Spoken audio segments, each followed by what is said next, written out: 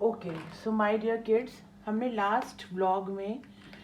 Last video में सीखा कि मल्टीपल्स क्या होते हैं।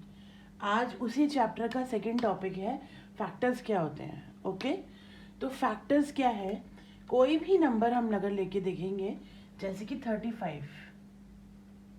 ओके, सो 35 एक होल नंबर है, और कोई भी होल नंबर किन्हीं भी कम से कम दो नंबर्स को मल्टीप्लाई करने के बाद आता है। जैसे कि हम जानते हैं 5 7s आर 35।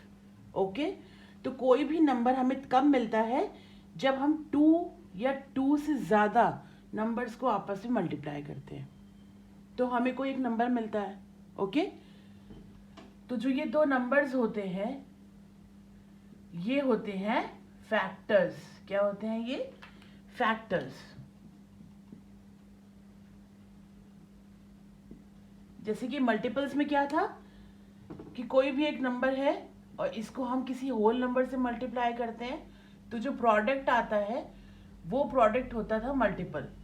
ओके, ऐसे ही यानी ये कोई होल नंबर है, ये किसका प्रोडक्ट है? जिन दो नंबर्स का प्रोडक्ट है वो दो नंबर्स क्या है? फैक्टर्स हैं।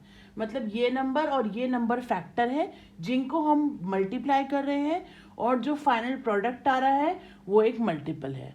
ओके, सो यहाँ मैंने एग्जाम्पल 35 का लिया है, तो 35 के सिर्फ दो फैक्टर्स नहीं हो सकते हैं। 35 खुद के टेबल में भी आता है, 1 के टेबल में भी आता है। जैसे कि हर एक नंबर 1 के टेबल में तो आता ही है। 1 35 are 35। ओके, और वो खुद के टेबल में भी आता है। जैसे कि 35 की बात की, 35 1 is 35। ओके, तो ये दो कॉमन फैक्टर्स तो हर नंबर के होते ही होते हैं, 1 और वो नंबर इटसेल्फ। ओके, तो कोई भी जो दो नंबर्स आपस में मल्टीप्लाई होकर किसी एक होल नंबर को बना रहे हैं, वो दो नंबर्स उस होल नंबर के फैक्टर्स हैं, और वो नंबर एक मल्टीपल है। ओके, सो किसी भी दो नंबर्स को मैंने बताया था सीरीज में, होल नंबर्स 1 2 3 4 12 को बार बार मल्टीप्लाई करें, जितने भी प्रोडक्ट्स आए वो सारे 12 के मल्टीपल होंगे। ठीक, ऐसे कोई भी नंबर है वो जिन दो नंबर्स को मल्टीप्लाई करने से मिला है वो दो नंबर्स उस नंबर के फैक्टर्स हैं। ओके, जैसे कि अगर मैं कहूं तो आपके जो मल्टीपल्स हैं,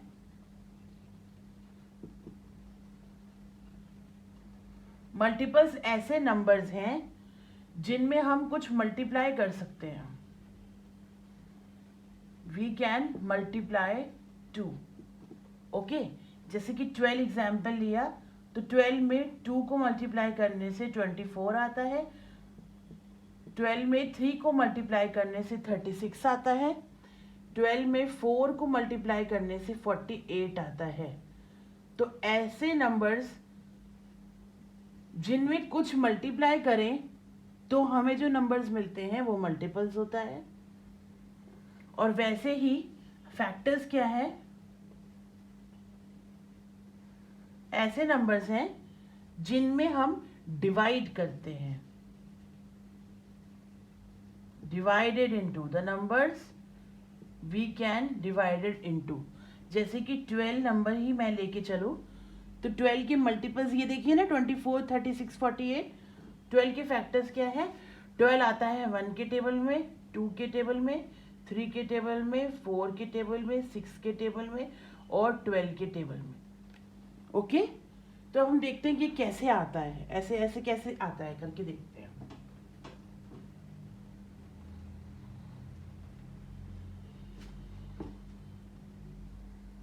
जैसे मैं एग्जाम्पल लेती हूं 81 का। ओके, सो अब मैं 81 को डिवाइड करूंगी। मैंने बताया ना, factors are the numbers that can be divided into, जिनको हम किसी में कुछ और फैक्टर्स में डिवाइड कर सकते हैं, कुछ छोटे छोटे नंबर्स में डिवाइड कर सकते हैं, वो फैक्टर है। जैसे कि 81 को हम डिवाइड कर सकते हैं 1 से, तो 181 आर 81।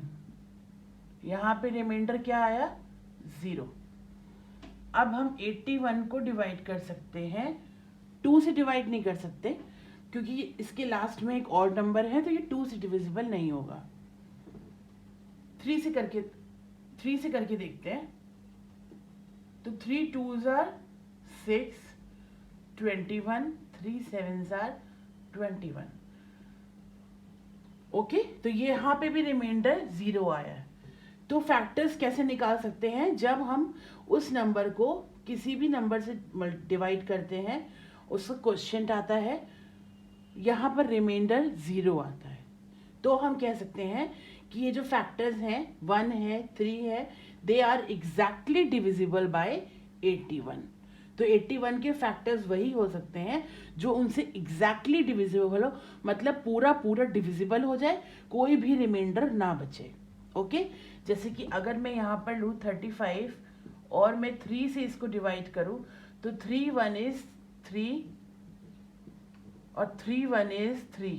अब यहाँ पर 2 आ गया रिमाइंडर, इसीलिए हम कह सकते हैं कि 3 35 से डिविजिबल नहीं है, यानी 3 या 11 जो है वो 35 के फैक्टर नहीं है। ओके, क्योंकि इसका रिमाइंडर यहाँ पर 2 है। अभी 81 की बात कर रहे थे, तो 81 आता है 1 के टेबल में, 3 के टेबल में, 81 के टेबल में, 27 के टेबल में।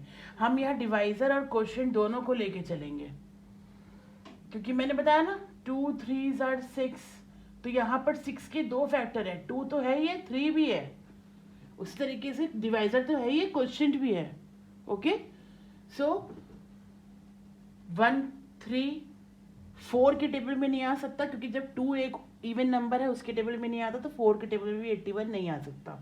2 4 6 8 10 12 के टेबल में 81 नहीं आ सकता।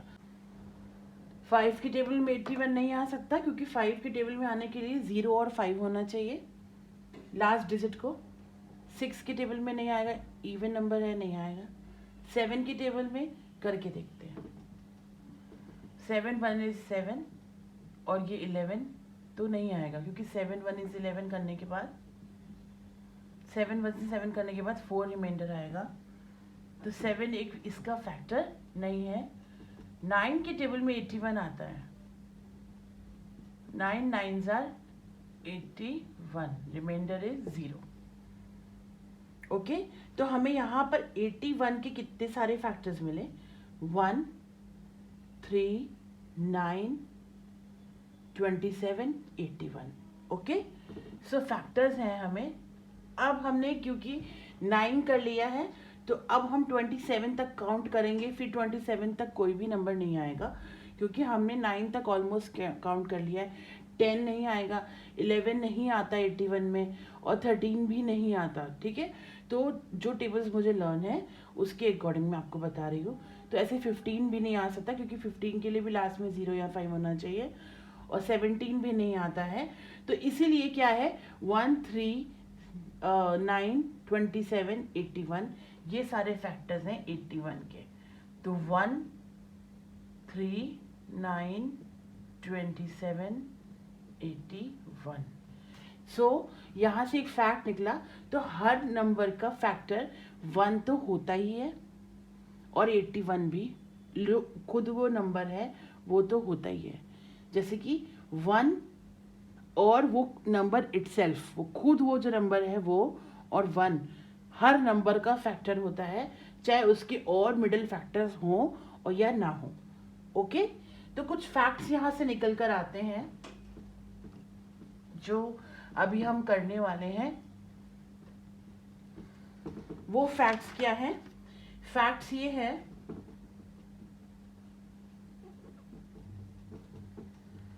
every number has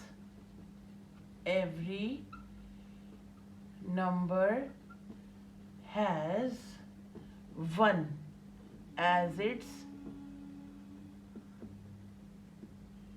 smallest factor।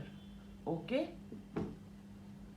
कोई भी नंबर आपको आए, उसके फैक्टर्स फाइंड करने को आए, तो उसका 1 तो पहला फैक्टर होगा ही होगा। ठीक है, जैसे कि 50 का फर्स्ट फैक्टर 1 तो होगा ही होगा, जो कि फर्स्ट भी है और स्मॉलेस्ट भी है। तो ये एक फैक्ट आया कि हर नंबर का 1 उसका स्मॉलेस्ट फैक्टर होता ही है। ओके, अब बिगेस्ट फैक्टर क्या है, वो number itself. Biggest factor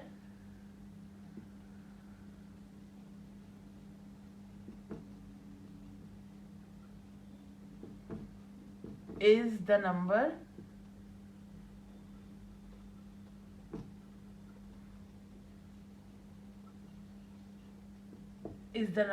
itself. Okay, so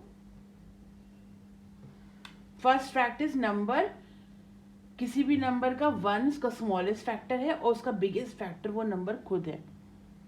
ठीक है, क्योंकि बाकी के जितने भी फैक्टर्स हैं वो उसके मिडल में लाई करेंगे।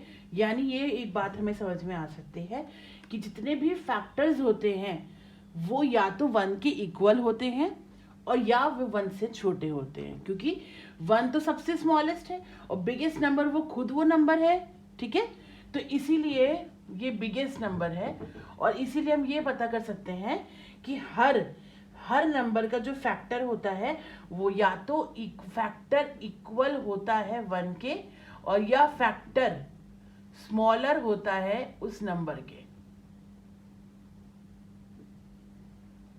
ओके माय डियर किड्स, जबकि मल्टीपल्स में ये चीज ऑपोजिट थी। मल्टीपल्स में क्या था कि वो मल्टीपल या उस नंबर के या तो 1 से या तो इक्वल होगा और या उसके नंबर से ग्रेटर होगा मल्टीपल उस नंबर से। ओके, जैसे 12 के मल्टीपल 24, 36, 48, तो वो 12 से बड़े हैं। और उस यहाँ पर फैक्टर्स में क्या है कि वो 12 की बात करें तो 12 के फैक्टर्स हैं 1, 2, 3, 4, 6, 12, तो वो सारे 12 से छोटे हैं। तो फैक्टर्स किसी भी नंबर से छोटे होते हैं और मल्टीपल उस नंबर से बड़े होते हैं। ठीक है, अब हमने पढ़ा था कि किसी भी नंबर के फैक्टर्स जो हैं वो इनफाइनाइट होते हैं, जैसे 12, 24, 36, 48, ये इनफाइनाइट होते हैं। सो ऑन, जितने चाहें उतने बार हम 12 को मल्टीप्लाई करके उसके फैक्टर्स निकाल सकते हैं।